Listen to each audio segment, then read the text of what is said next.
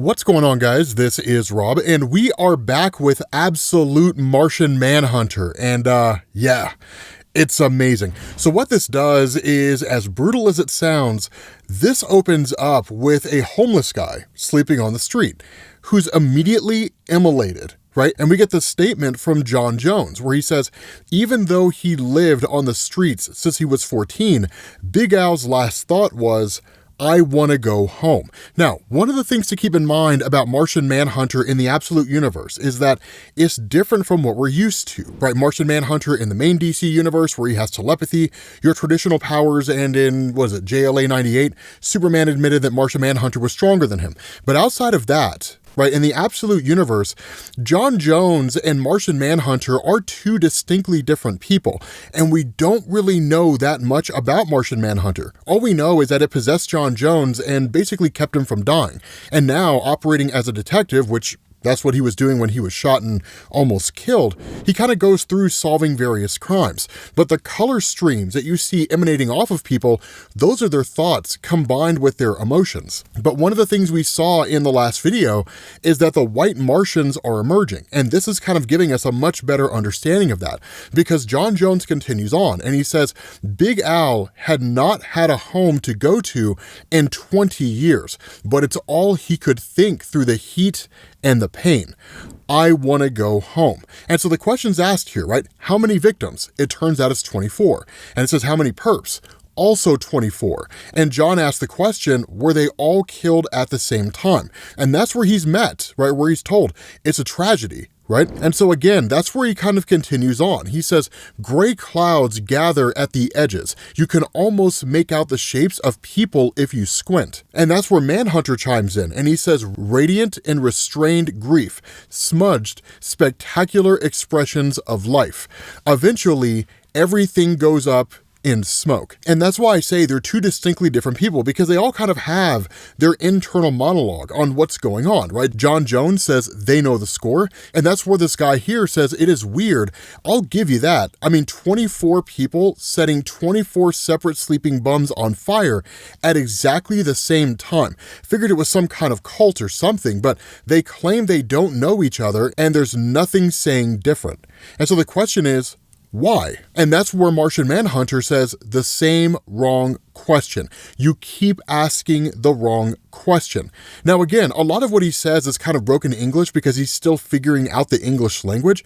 So John doesn't necessarily know how to interpret everything he says perfectly. Also keep in mind here, Martian Manhunter is seemingly in his head. The indication at the end of the last comic was that they can kind of switch interchangeably, right? So one could sort of replace the other. But the idea of the Martian Manhunter laying in bed was likely just a kind of metaphorical statement, more than a literal one. But again, this statement remains. As to why it was they did this, people are mostly crazy and do terrible things to each other for no reason at all. And the question's asked, is that your professional opinion, Detective Mayweather? And he says, yes. And the response of John, then you should think about changing professions.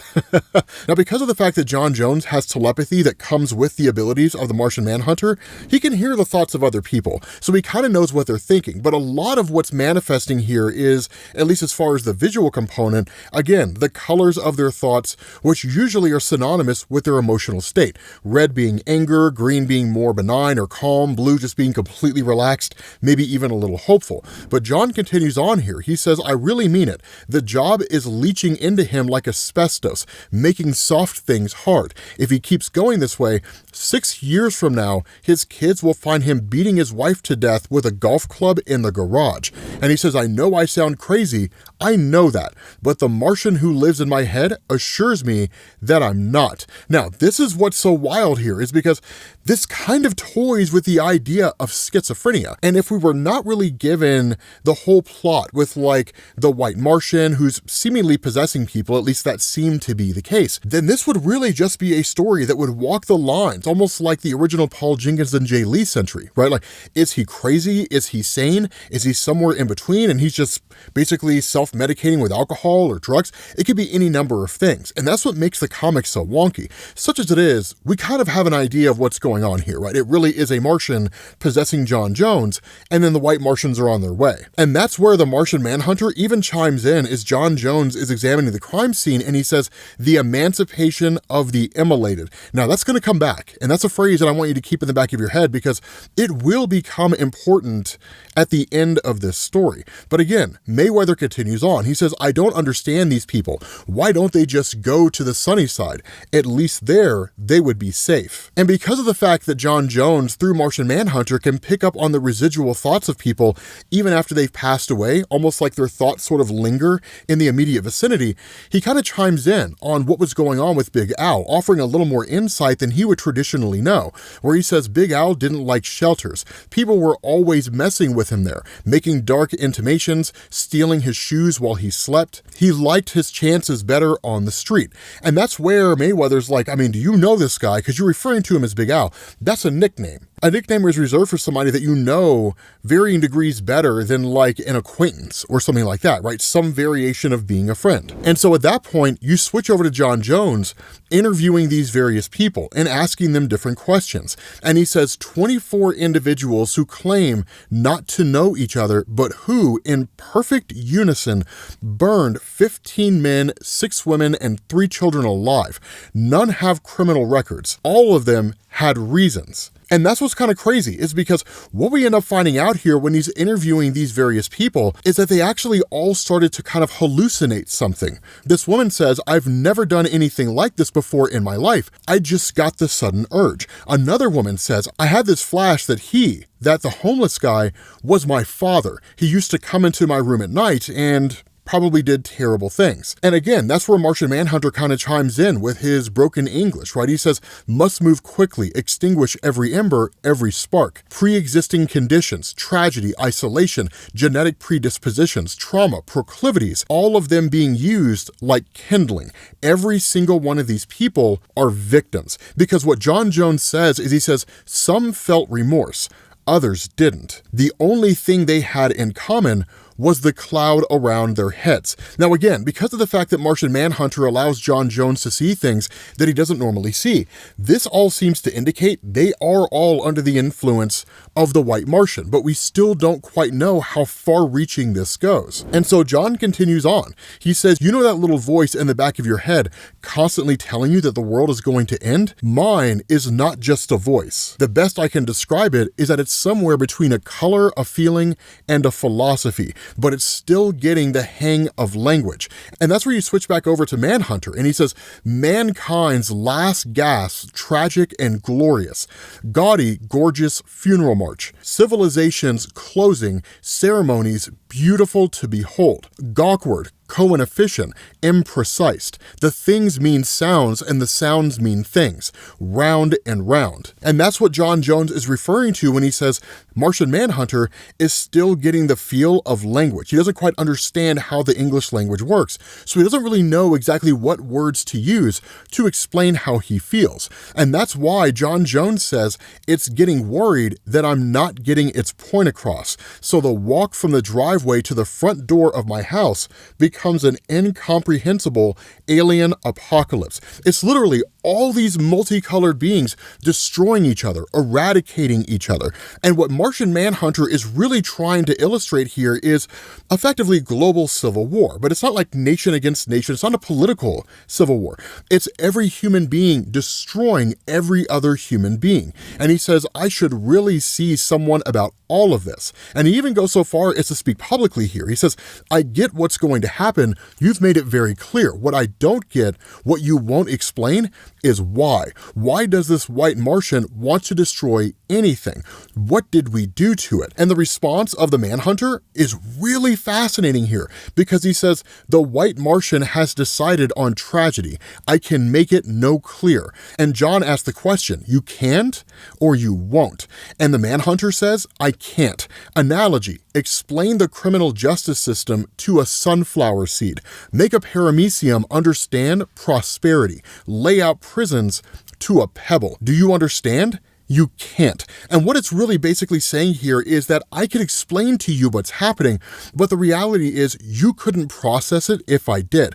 Now, exactly what he means here, we don't fully know. It could simply just be that in order for John Jones to truly understand why the White Martian is doing what it's doing, that Manhunter would have to expose John Jones to telepathy, right? Some telepathic vision or something along those lines, which could easily overwhelm him, right? Or it would be like showing him colors that human beings simply are not able to see. And as a result, he wouldn't see anything at all. So again, it's really kind of wild, right? In terms of how these two relate to one another. And that's why he continues to say, it says it comes from somewhere so far away, it doesn't make sense to speak in terms of distance. So I do not talk about it at all. And the Manhunter kind of continues on. He says, White Martian is cosmic, predator, creator, ironist, destroyer, 100,000 life worlds lost. White's great purpose, its delight.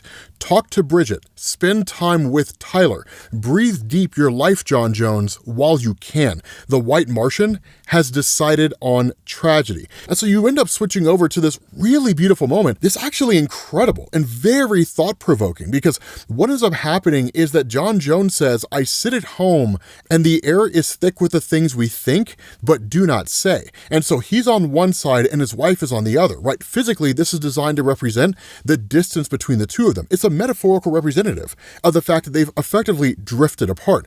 And the things that they're thinking but don't say are things like, our old friends don't talk to us. I feel like I barely know him. He took the transfer without asking, moved us here without asking. Why won't he talk to me?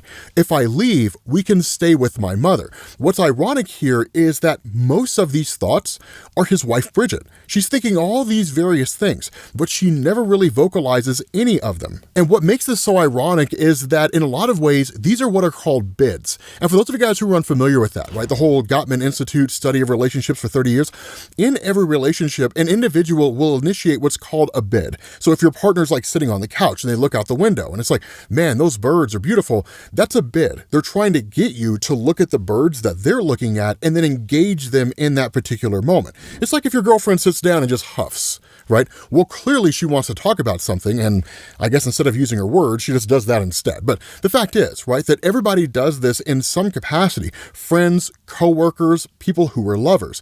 It all kind of works the same way.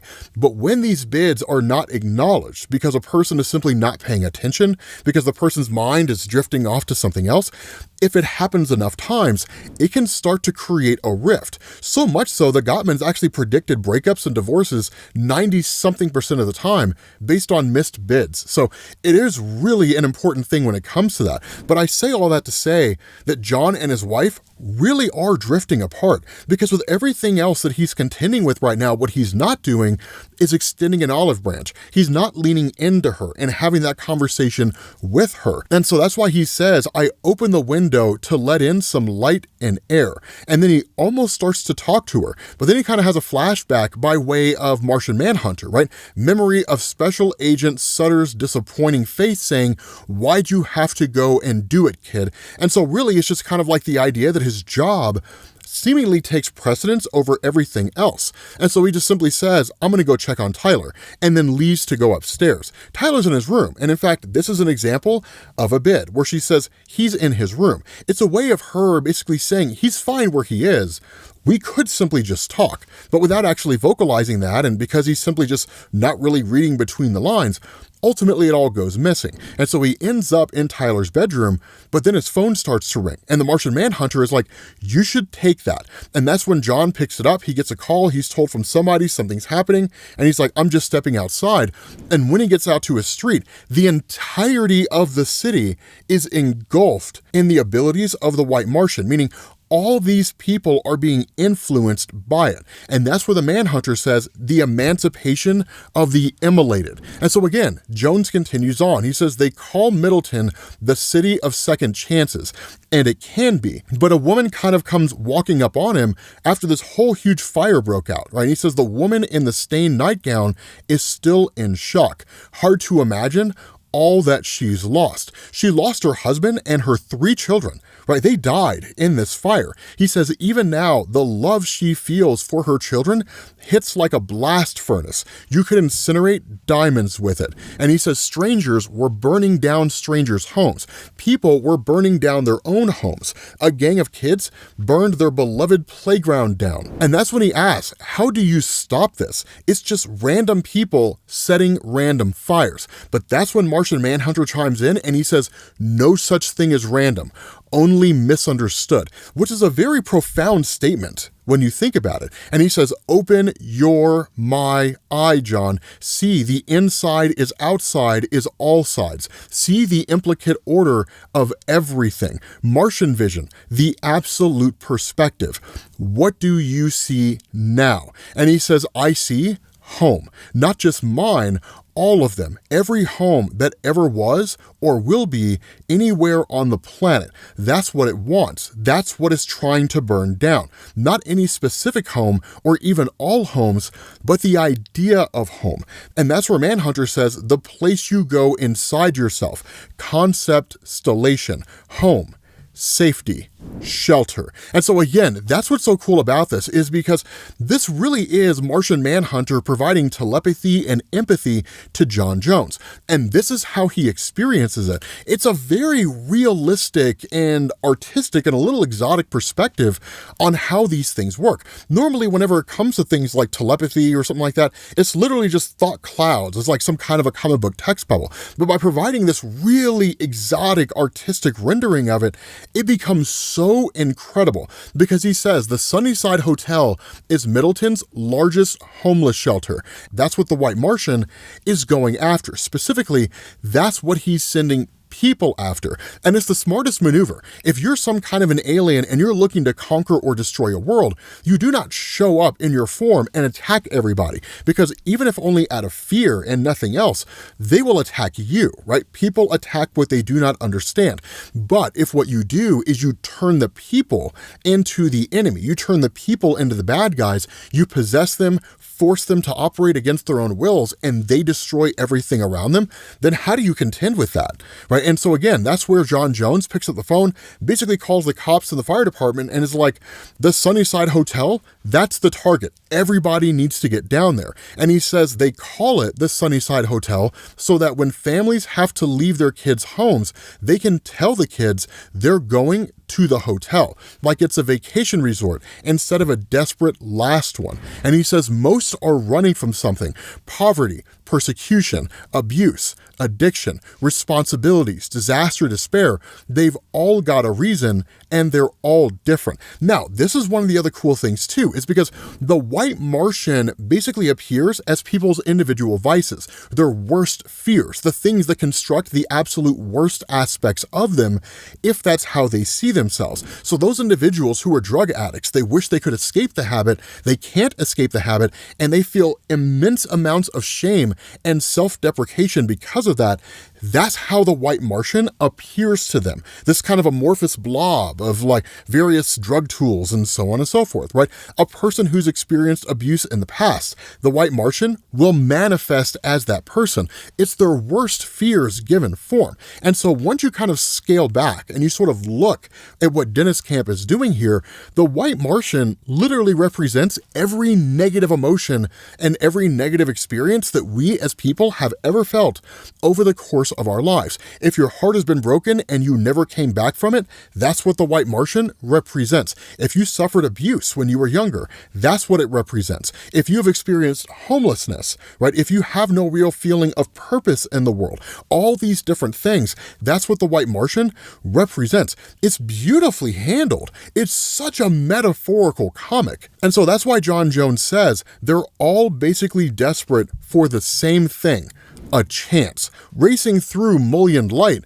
we were just a minute or two away on foot. The Martian knows more direct paths than A to B, shortcuts through non-Euclidean space. We go through the Sunnyside room by room. The Martian is doing something to the oxygen atoms around my skin, so the heat does not touch me, but the fire is more than fire. The smoke is more than smoke. There are things inside them that refuse to be extinguished. Again, these physical manifestations. And then suddenly, as John Jones is helping to rescue some of these people here, a kind of flaming white woman comes walking out. And he says, as the Martian wrestles with a tangle of anger and alcohol vapors, I suddenly smell burning flesh and icy calm. And that's where this possessed woman says, I have a message for the green one. It knows you're here, hiding in meat. It knows that you're looking. It welcomes you to watch. It loves an audience. And literally this woman just falls over, right?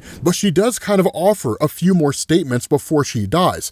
Most people don't get it. They think it's about the fire, but it's not. It's about the smoke. And that's where she kind of says, or really asks with her dying words, but you get it, don't you? Right? That it's all in the smoke, John Jones. And so that's where the story goes from just sort of mysterious to like, what in the world? But I will say, this is one of the most unique comics that's out there right now, if not the most unique comic that's out there right now. I think that's why so many people like it, because it's just so different from what we're traditionally used to when it comes to comic books. But with that being said, guys, we're going to bring this to an end. Let me know down in the comments why you love Martian Manhunter so much. Thank you all for watching, and I will catch you all later. Peace.